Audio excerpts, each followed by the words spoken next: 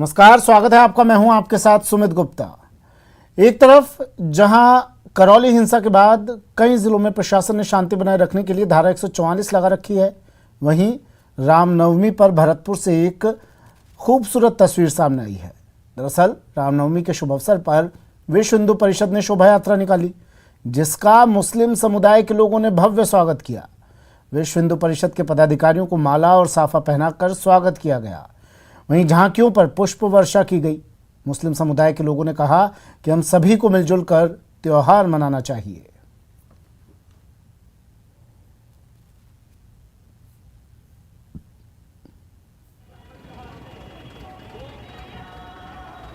इधर जयपुर में जगह जगह शोभा यात्रा का स्वागत किया गया। चार दीवारी में सूरजपुर से चांदपुर तक शोभा यात्रा निकाली गई। राजधानी में इस दौरान गंगा जमनी तहजीब का नज़ारा दिखाई दिया। मुस्लिम समाज शोभा यात्रा का जगह जगह पर स्वागत करता हुआ नजर आया। रामगंज बाजार में शोभा यात्रा का स्वागत किया गया।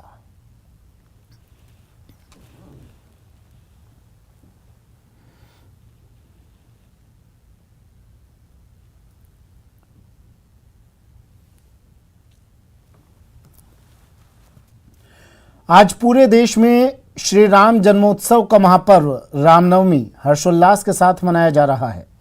इस खास मौके पर हम आपको एक ऐसे गांव की तस्वीर दिखाते हैं जहां कभी घरों की दीवारों पर रामचरितमानस की चौपाइयां और दोहे अंकित किए गए हैं। ये गांव है बामनहेड़ा, जो राजसमंद के नाथद्वारा तहसील में है।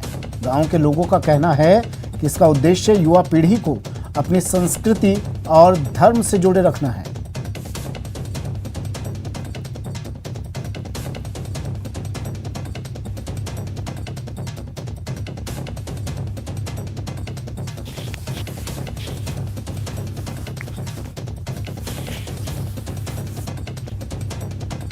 जिले का एक गांव ऐसा है जो आज भी रामायण की प्रेरणा देता है। जी हाँ, इस वक्त हम खड़े हैं राजसमंद जिले के नाथद्वारा तहसील के बामनहेड़ा गांव में। इस गांव की सबसे बड़ी विशेषता यह है कि यहाँ गांव के हर घर पर एक चौपाई लिखी हुई है। ये चौपाइयाँ लिखी गई हैं कि नवयुग जो पिंडी आएगी उसको संस्कार मिलेगा और गाँव का देश का अच्छा कार्य होगा। संस्कार छोटे बच्चों के लिए, संस्कार के लिए स्कूल जाते बच्चे सब पढ़ते, सुबह दिन उगते निकलते, उसको भी अच्छा संस्कार मिलता है। उसके लिए क्या आप लोग गांव में जब ये चौपाई देखते हैं तो क्या मतलब दिमाग में आता है, क्या सोच मिलती है, क्या अच्छा संस्कार मिलते हैं? हमको राम भगवान से लिए अच्छा रहता है। हाँ, तो क्या मतलब क्या अच्छा रहता है, मतलब पढ़ने के लिए और अच्छा रहता है जी। तो ये तो गांव के बच्चे जिनका कहना ये है कि राम भगवान का जो नाम है वो नाम भगवान का नाम लेते हैं, वो एक अच्छी उनको प्रेरणा मिलती है, अच्छे संस्कार मिलते हैं। अगर ऐसी सोच हर गांव में अपना ली जाए तो शायद प्रदेश में बढ़ते अपराधों पर ना सिर्फ अंकुश लग पाएगा बल्कि लोगों का जीवन स्तर भी सुधर पाएगा। अलका सनाड, न्यूज 18 राजस्थान, राजसमंद। भगवान श्री राम के जन्मोत्सव का पर्व श्री रामनवमी बाड़मेर जिले में बड़ी धूमधाम से मनाया गया। इस मौके पर शहर के हाई स्कूल मैदान से विशाल शोभा यात्रा निकाली गई। विभिन्न समाजों और संस्थाओं की झांकियां हाई स्कूल मैदान में एकत्रित हुई, जहां केंद्रीय कृषि राज्य मंत्री कैलाश चौधरी ने प्रभु श्री राम की तस्वीर को तिलक लगाकर शोभा यात्रा को रवाना किया। शहर में निकली झांकियों से माहौल राममय हो गया। शोभा यात्रा का कई जगहों पर पुष्प वर्षा कर स्वागत किया गया। इस मौके पर केंद्रीय मंत्री कैलाश चौधरी ने गहलोत सरकार पर तुष्टीकरण का आरोप लगाया।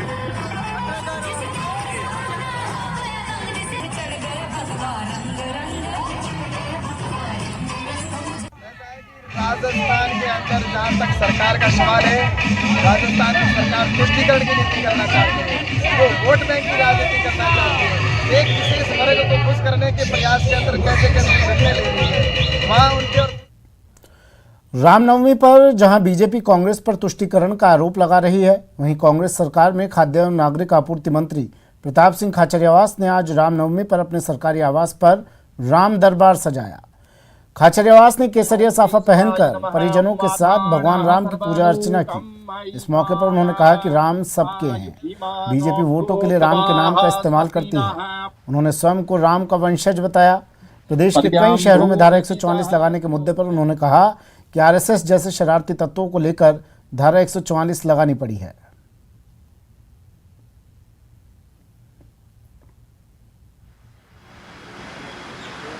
सर्वतो दिशं सर्वेषां विरोधेन पूजा कर्म समारभे। मंत्री प्रताप सिंह खाचरियावास के सरकारी आवास पर आज राम दरबार सजाया गया। परिवार संघ वो पूजा अर्चना करेंगे। केसरिया साफा उन्होंने आज पहना हुआ। उनसे बात कर लेते हैं।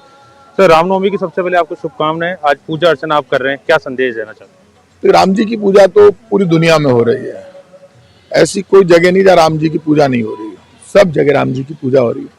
भगवान राम तो पूरे ब्रह्मांड का कल्याण करते हैं, सब जीव जंतुओं का कल्याण करते हैं। राम राज्य का अर्थ है जन कल्याण और विकास। जहाँ जन कल्याण और विकास होगा वहाँ राम राज्य होगा। हर जीव के कल्याण की भावना भगवान राम को मानने वाले लोग रखते हैं। हमारी सबकी जिम्मेदारी है हम जाति और धर्म से ऊपर उठकर राम के सिद्धांत पर चलें। मंदिर, मस्जिद, गिरजाघर, गुरुद्वारा सब माने अपने अपने धर्म को। तो भगवान राम का नाम कल्याण है। और भगवान राम का भजन गाते थे महात्मा गांधी, जो ये हमेशा कहते थे, चाहे गीता चाहे कुरान सब में बसते राजा राम, ईश्वर अल्लाह तेरो नाम, सबको सन्मति दे भगवान। जहाँ कल्याण हो, जहाँ मर्यादा हो, जहाँ प्यार हो, सच्चाई हो, ईमानदारी हो, वहीं भगवान राम होते हैं। बीजेपी तुष्टिकरण का आरोप लगा रही, कह रही रामनवमी जैसे पर्व पे धारा 144 लगाना, केवल हिंदुओं के जो त्योहार है उसी पे धारा 144 लगाना। कांग्रेस की धारा 144 राम जी की यात्रा जयपुर में भी निकलेगी, पूरे राजस्थान में निकल रही है, पूरे देश में निकलेगी। धारा 144 इसलिए लगाई गई है कि जो बिना परमिशन के जुलूस निकालते हैं शरारती तत्व है, जिसमें आरएसएस बीजेपी के लोग और हिस्ट्री सीटर्स मिले हुए हैं, और प्लांट वे में जो जाकर दंगा फसाद करवाते हैं, कहीं भी गली में घुस जाते हैं, दंगा फसाद करके वो तो भाग जाते हैं और वहां नुकसान हो जाता है, वहां हिंदू मुसलमान सब रहते हैं। ऐसे लोगों को, शरारती तत्वों को कंट्रोल करने के लिए 144 पहली बार नहीं लगी है, बीजेपी के राज में भी हर बार लगी है, बहुत लगी है। तो ये तो राजधर्म है, वो लगानी पड़ती है। लेकिन आज सब जगह राम जी की यात्राएं निकल रही हैं, कहीं भी राम जी की यात्रा नहीं रुक रही। इस पूजा अर्चना के माध्यम से संदेश देना चाहते हैं कि रामनवमी पर राम सबके हैं, राम के नाम पर राजनीति करने से अब बाज आना चाहिए। सचिन कुमार, न्यूज़ 18, जयपुर। अनुकंपा के आधार पर शादीशुदा बेटियों को भी नौकरी देने की सीएम की घोषणा पर रोडवेज विभाग ने अमल शुरू कर दिया है। विभाग में अब तक 3 शादीशुदा बेटियों को नौकरी मिल चुकी है। अभी तक 24 शादीशुदा बेटियां हैं जिनका आवेदन रोडवेज विभाग को मिल गया है। इनकी कागजी कार्यवाही शुरू हो चुकी है और जल्द ही इन 24 महिलाओं को उनके पिता की जगह नौकरी मिल जाएगी। फिलहाल 3 को नौकरियां मिल चुकी हैं। रोडवेज विभाग भी इसके लिए गहलोत सरकार का शुक्रिया अदा कर रहा है। इन 3 नौकरी पाने वाली महिलाओं में एक चित्तौड़गढ़ की कविता गुजर है, दूसरे नंबर पर झालावाड़ से ज्योति पाटीदार और तीसरे नंबर पर जोधपुर से शीला बोहरा राजपुरोहित है। ऐसे परिवारों की खुशी का ठिकाना नहीं है जिनके यहाँ पहले नौकरी पाने वाला कोई नहीं था और अब घोषणा के बाद बेटियों को भी जगह मिल रही है।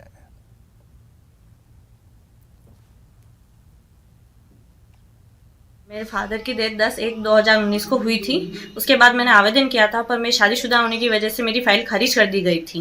3 साल हमने बहुत संघर्ष किया और मेरी माँ की स्थिति नहीं थी, आर्थिक स्थिति भी खराब है और उनकी तबीयत ठीक नहीं रहती, इसलिए उन्होंने मेरे लिए अनुकंपा नियुक्ति करा था पर नहीं मिला था। उसके बाद 3 साल हमने बहुत परेशानी झेली है। उसके बाद अब गहलोत सरकार ने बजट पास किया है तो तब जाके हमारा नियुक्ति आया है।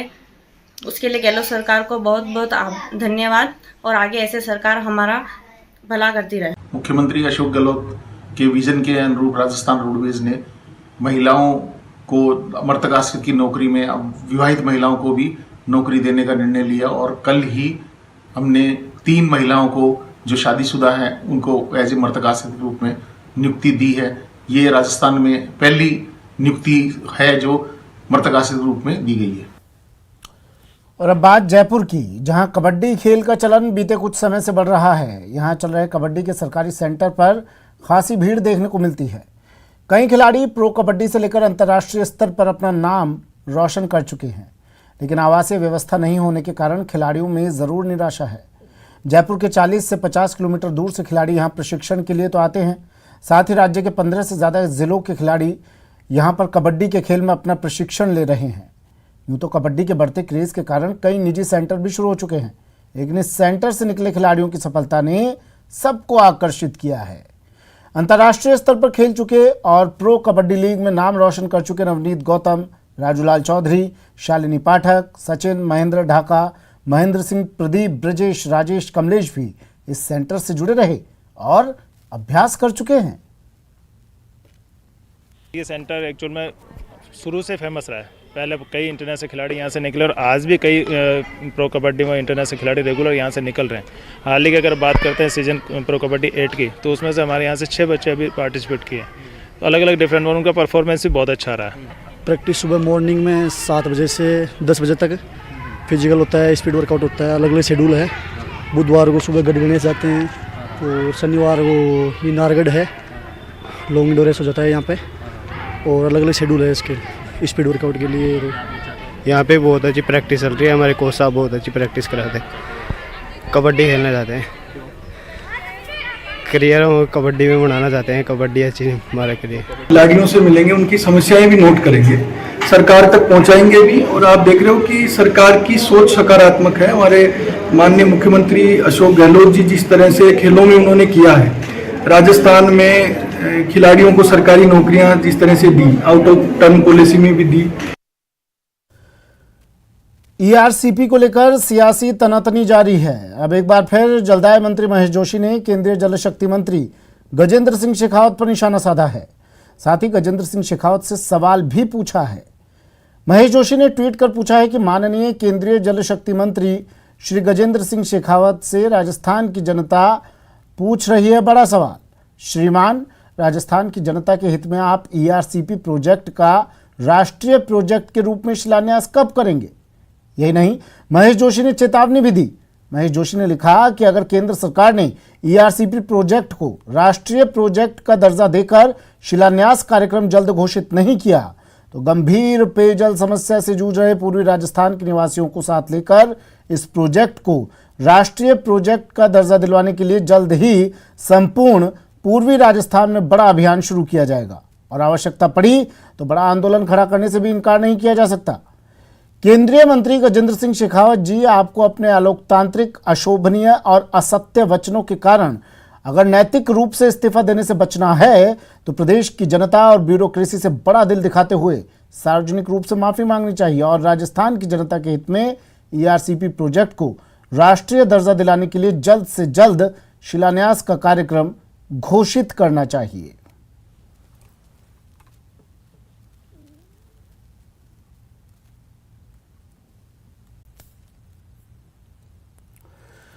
चैत्र नवरात्र और रामनवमी के मौके पर प्रदेश के 9 जिलों में धारा 144 लगाने पर हमला करते हुए बीजेपी प्रदेश अध्यक्ष सतीश पूनिया ने गहलोत सरकार पर जोरदार हमला बोला। टोंक में पत्रकारों से बातचीत करते हुए पूनिया ने तुष्टीकरण के लिए जिम्मेदार अधिकारियों को भी आड़े हाथों लिया तो राष्ट्रवाद को न सिर्फ देश बल्कि दुनिया की सर्वश्रेष्ठ विचारधारा बताया। पूरी दुनिया में जो विचार है जिसको स्वीकार्यता है वो राष्ट्रवाद का विचार है, अपनी जमीन का, अपनी माटी का विचार है।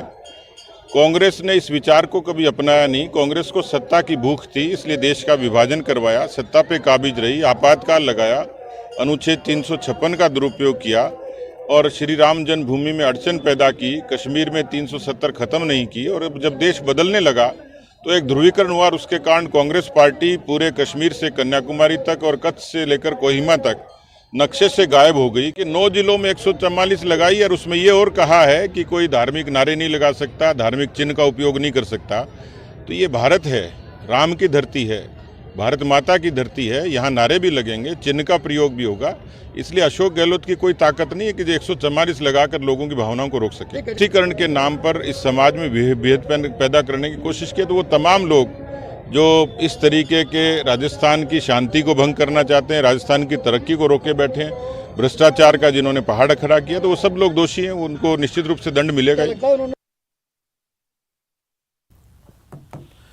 और अब बात करौली में लगातार लगे कर्फ्यू की। आज भी कर्फ्यू में 4 घंटे की ढील दी गई है। आज सुबह 9 बजे से कर्फ्यू में ढील दी गई जो 1 बजे तक जारी रही। इस दौरान बाजार खुले और लोगों ने जरूरी सामान की खरीदारी की। 9 बजते ही बाजारों में खासी चहल पहल नजर आई। कर्फ्यू में ढील के दौरान वाहनों के प्रवेश पर पूरी तरह रोक जारी रही। चौपहिया या फिर दोपहिया सभी प्रकार के वाहनों पर रोक लगी रही। जो लोग दोपहिया वाहन लेकर आए उनके खिलाफ भी कार्रवाई की गई। वहीं कर्फ्यू में ढील के दौरान पुलिस प्रशासन भी मुस्तैद नजर आया।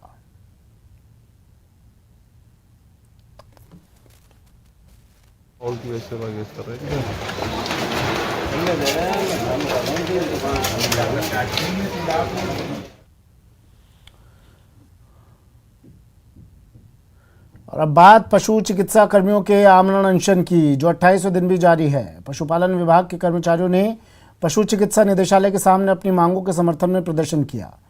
आमरण अनशन आंदोलन में संघ के पदाधिकारी सुरेश शर्मा पिछले 11 दिन से अनशन पर बैठे हैं। अनशनकारियों का समर्थन करने के लिए सभी जिलों के कर्मचारी जयपुर में जमा हो रहे हैं। दरअसल पदनाम परिवर्तन करने, पदोन्नति के पद बढ़ाने, प्रशिक्षण की अवधि 3 साल और 6 महीने का इंटर्नशिप शामिल करने, डिप्लोमा का नाम परिवर्तन करने, वेटरनरी नर्सिंग काउंसिल गठित करने और पशु चिकित्सा सहायक को हार्ड ड्यूटी भत्ता स्वीकृत करने की मांग को लेकर राजस्थान पशु चिकित्सा सहायक संघ आंदोलनरत है।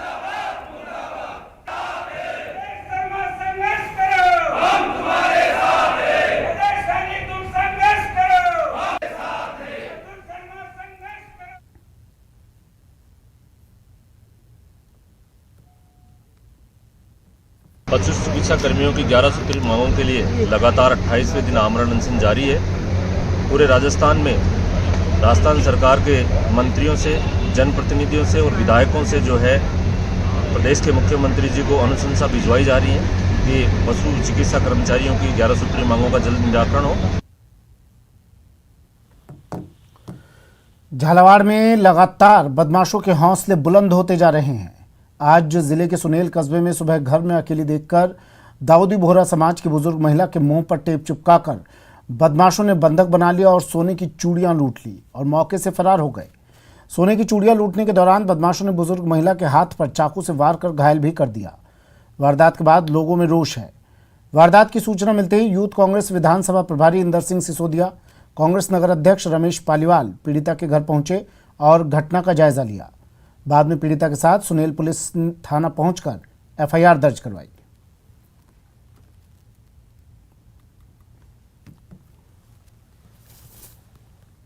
रात में गई थी नमाज पढ़ने के लिए, तो नमाज पढ़ने गई थी। बस मैं मस्जिद में से आ रही थी मैं सुबह में, तो मैंने सोचने बोला तुम्हारे ऊपर चोरी होगी। मेरे को मालूम नहीं कि चोरी क्या होगी, तो मैंने देखा तो ऐसी हालत थी। बस क्या हुआ था चोरी में? मतलब इनके एक बेंगल गया बस एक ही लगे अंदर। कौन आया था क्या मालूम।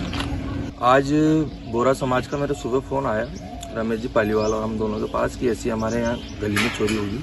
पहले हम आपके घर पे गए, वहाँ पूरी घटना का जायजा लिया। उसके बाद यहाँ थाने में आके हमने तो उनकी अभी एफआईआर दर्ज करवाई है पुलिस से के। और ये बड़ी निंदनीय घटना है कि अभी रमजान का महीना है, इधर रामनवमी का आज प्रोग्राम है और जिसने भी ये चोरी की घटना को अंजाम दिया, हमें प्रशासन से मांग करते हैं कि भाई इसको तुरंत प्रभाव से गिरफ्तार करके और इसको आज ही गिरफ्तार करके और इस घटना का पूरा घटनाक्रम का इसका जो है पूरी सख्ती से इसका ले।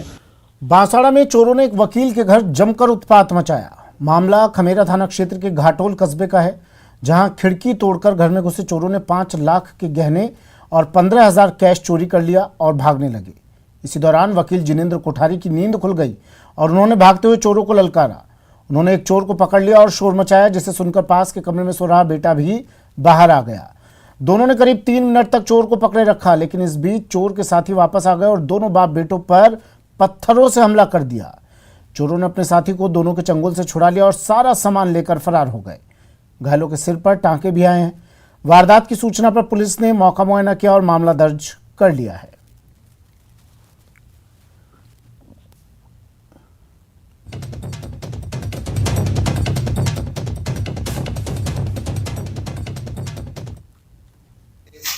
मैं अपना पानी पीने के लिए किचन में गया तो बेडरूम जो है हमारा, वहाँ से एक चोर अंदर से निकला और मेरे को धक्का देते हुए भागने की कोशिश की, जिस पर मैंने उसको पकड़ लिया। किचन की खिड़की जो उन्होंने खोल दी थी उससे वो बाहर निकलने के लिए कोशिश किया। मैंने पकड़ा, मेरा बेटा भी उठ गया था, उसने भी पकड़ा, लेकिन बाहर एक अन्य चोर जो था उसने मेरे साथ एवं मेरे बेटे के साथ मारपीट बाहर से की। जो लकड़ी का पटिया फंटा इस टाइप का कोई था साधन, जो कि अमेज़ॉन की साइट पर गांजा बेचने की खबरें पहले भी आई थी, लेकिन इस बार अमेज़ॉन में भगवान श्री राम को भी नहीं छोड़ा। अमेज़ॉन ने राम जन्मभूमि ट्रस्ट को ही गांजे का विक्रेता बता दिया। अमेज़ॉन पोर्टल पर कुछ महीनों पहले मध्य प्रदेश पुलिस ने गांजे की अवैध बिक्री का खुलासा किया था। गांजा तस्करों ने फर्जी नाम से कई कंपनियां बनाई थी। इनमें श्री राम जन्मभूमि तीर्थ क्षेत्र के नाम का इस्तेमाल किया।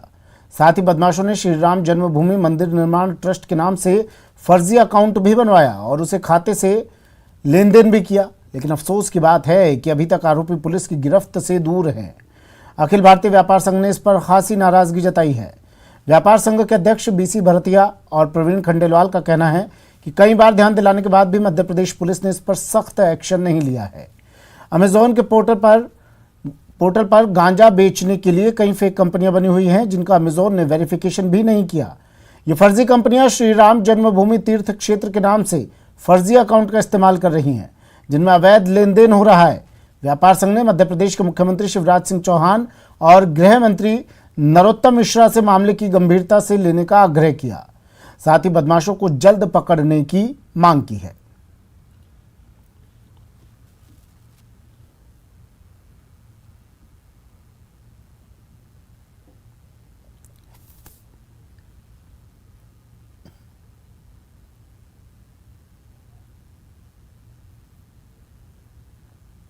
चलिए, बुलेटिन में फिलहाल इतना ही। दीजिए इजाजत। नमस्कार।